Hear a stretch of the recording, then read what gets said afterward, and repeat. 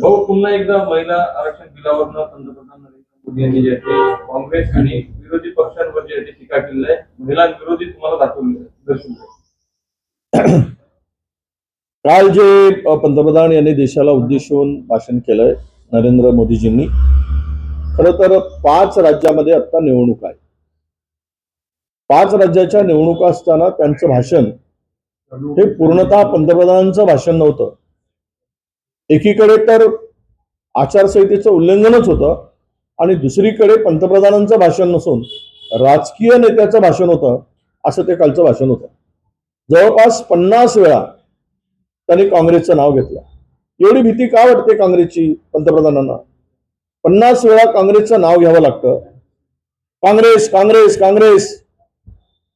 परकीयानं ज्यावेळेस देशावर अतिक्रमण केलं त्यावेळेस छत्रपती शिवरायांच्या विचाराची जी काही धनाजी संताजी तयार झाले होते, त्यांची भीती जशी वाटत होती तशी भीती काँग्रेसची या देशाच्या पंतप्रधानांना वाटते. अरे, काँग्रेसने देशाच्या महिलांचा सन्मान केलेला आहे. पहिली पंतप्रधान कोणी दिली? पहिले राष्ट्रपती कोणी दिला महिला म्हणून? काँग्रेसने दिले. पहिले लोकसभेच्या अध्यक्षा काँग्रेसने दिले. RSSच्या प्रमुख कधी महिला होऊ शकते काय? हे देऊ शकतात काय? मनुस्मृती जपणारी भाजपा ही महिलाच्या आरक्षणाच्या संदर्भात बनवाबनवी करते आहे, हे आता लोकांना कळून चुकलं. ज्या वेळेस महिला आरक्षण बिल एकमताने 2023 मध्ये मंजूर झालं, त्यामध्ये सर्व पक्षांनी त्याला पाठिंबा दिला. या देशामध्ये स्थानिक स्वराज्य संस्थांमध्ये महिलांचं आरक्षण कोणी आणलं? भाजपने आणलं की काँग्रेसनी? हे देशातील महिलांना माहित आहे, देशातील लोकांना माहित आहे. आणि 2023 मध्ये हे बिल पारित झाल्यानंतर, सर्वमताने झाल्यानंतर, आता नव्यानं हा उपद्रव कशासाठी? तर केवळ महिला आरक्षणाच्या नावाखाली परिसीमन करून त्या परिसीमनामध्ये याचा वापर करून घटना दुरुस्ती करून आपल्या मर्जीनं मतदारसंघ तयार करायचे, हा त्यामागचा छुपा एजेंडा आहे आणि ते त्यामध्ये घातलाय. एकदा 2023 मध्ये बिल मंजूर झाल्यानंतर पुन्हा नव्यानं परिसीमनाच्या नावाखाली महिला आरक्षणाचं बिल पुढे आणून दाखवायचे दात वेगळे, खायचे दात वेगळे, हे आता लपून राहिलेलं नाही.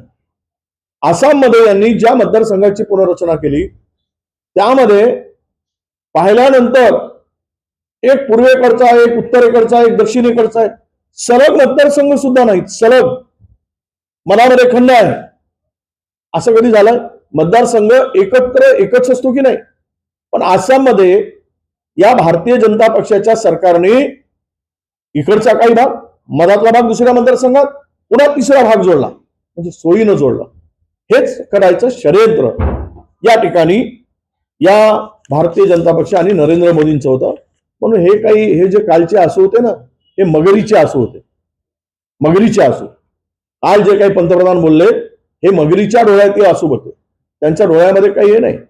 सगळी जेवढी काही यादी काढली महिलांवरील अत्याचारांची, तर जवळपास 20 लोक आज भाजपमध्ये, त्यांच्यावर काही कारवाई होत नाही.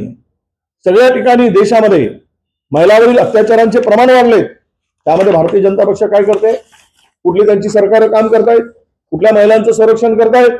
आणि म्हणून मला तरी वाटतं या सगळ्यामध्ये एक मतदारसंघाची पुनर्रचना करून वाटेल त्या पद्धतीनं या देशामध्ये आपली सत्ता आणण्यासाठी त्याचा दुरुपयोग करण्याचं काम, हा छुपा एजेंडा यामध्ये होता. म्हणजे मला तरी वाटतं की या एकूणच आमच्या सर्व नेत्यांनी सांगितलं 23चं बिल मंजूर झालेलं आहे. 543-44 लोकसभेच्या जागा आहेत. त्या ठिकाणी तेवढं आरक्षण 33% देऊन टाका, विषय संपवून टाका. तुम्हाला कोणी थांबवलंय? पण नाही. परिसीमनानंतर महिला आरक्षण, म्हणजे महिला आरक्षणाच्या आड परिसीमन करून, डिलिमिटेशन करून ही पूर्ण षडयंत्र रचून कायमची सत्ता हातात कशी राहील अशा पद्धतीचा एक यामागचा कुटील डाव नरेंद्र मोदी सरकारचा होता, आहे, हे देशातील जनतेने ओळखलाय. महिलांच्या आरक्षणाला कुणाचाही विरोध नाही, असण्याचं कारण नाही. हे कितीही आंदोलन करू देत. यांच्या आंदोलनाला काल दिल्लीत होतो आम्ही. त्या कॅनॉट प्लेस परिसरामध्ये मी दिल्लीत असताना भारतीय जनता पक्षाचं आंदोलन सुरू होतं. मोजून 40 महिला नव्हत्या त्या आंदोलनात. हे महिलांना कळायला लागलं यामागचा यांचा छुपा एजेंडा काय आहे आणि ही यांची भूमिका काय आहे. त्यासाठी बरं हे असताना तुम्ही अनुसूचित जातीसाठी काय करताय? अनुसूचित जमातीच्या महिलांचं आरक्षण कुठे आहे? ओबीसी महिलांचं आरक्षणाचं काय प्राविधान नाही त्यामध्ये. म्हणजे ओबीसी महिला सोडून देणार, जनरल मध्ये करून देणार. म्हणजे या ठिकाणी या आरक्षण येत असताना अनुसूचित जाती, अनुसूचित जमाती, ओबीसी यांचा कुठे काय दिसतोय तिथे? म्हणजे तुम्ही जेवढ्या आरक्षणामध्ये 33% महिला आणणार ते सगळ्या ओपनच्या जागा देणार काय? आणि या देशातील बहुजनांचा हक्क डावलणार काय? हाही प्रश्न त्या ठिकाणी उपस्थित झालेला आहे. म्हणून हे सर्व जर आपण पाहिलं, महिला आरक्षण हे तर 3 दशकापासून चर्चेत आहे हो. 3 दशकापासून. हे काय आज नाही, 23 मध्ये करायचा, 29 मध्ये लागू करायचा, हे झोपेचं सोंग घ्यायचं, ढोंग करायचं, हे सगळं जनता ओळखते. यात काही छुपा लपून राहिलेलं नाही. आणि हे तर त्यावेळेस देवगडा असेल, गुजरात साहेब होते, मनमोहन सिंग साहेब होते, यांच्या काळात ते प्रयत्न झाले होते. मग त्यावेळेस विरोध कोणी केला? 25 साल में विरोध हुआ असं पंतप्रधान म्हणाले. कोणी केला होता विरोध? भारतीय जनता पक्षाने विरोध केला. अरे मनुस्मृती जपणारी, ज्यांच्यामध्ये महिलांना दुय्यम स्थान आहे किंवा स्थानच नाही, ही महिला त्यांच्या कुठेच हिजगंतीत नाही, त्या विचाराच्या मंडळींनी नारी शक्तीच्या नावाखाली या देशातील सत्ता कायमची भडकवण्याचा जो काही केविलवाणा प्रकरण होता ते आता लपून राहिलं नाही. ते कितीही आरडाओरड करू देत, कितीही बोंबा मारू द्या, देशातील महिला यांचा कट आणि कारस्थान, मुंह में राम बगल में छुरी, हे ओळखून आहे. त्यामुळे यांच्या आंदोलनाला फार काही महत्व देण्याची गरज नाही. त्यांच्याकडनं तुम्ही कसे विरोधी आहात, इंडिया आघाडीचे सगळं विरोधी पक्ष नेते, या संदर्भात त्यांच्याकडनं कॅम्पेन राबविण्यात जाणार, त्याला काही प्रत्युत्तर जाहीरातीच्या माध्यमातून दिलं जाणार? त्याला अजिबात रिस्पॉन्स मिळत नाही. किती बोंबा मारू द्या, त्याला उत्तर देण्याची गरज नाही. त्या विधेयकामागील आमचे नेत्यांनी मांडलेली पार्लमेंटची भूमिका, पार्लमेंटमध्ये मांडलेली काँग्रेसची भूमिका ही जनतेला पटलेली आहे. त्यामुळे या 4 महिला गोळा करून आरक्षणाच्या काँग्रेसला विरोधात उभं करायची भूमिका जर यांची असेल तर त्याला जनता प्रतिसाद देणार नाही, महिला भगिनी माझ्या प्रतिसाद देणार नाही. काँग्रेसने महिलांसाठी काय केलं हा ज्वाजल्य इतिहास हा काँग्रेसचा महाराष्ट्रातील देशातील जनतेपुढे आहे. दुर्घटना प्रकरणात कर्नाटकमध्ये जो गुन्हा दाखल झालेला होता तो आता सीआयडीकडे वर्ग करण्यात आला. मात्र या ठिकाणी त्याला एक निवेदन म्हणून त्याचा तपास केला जाणार आहे.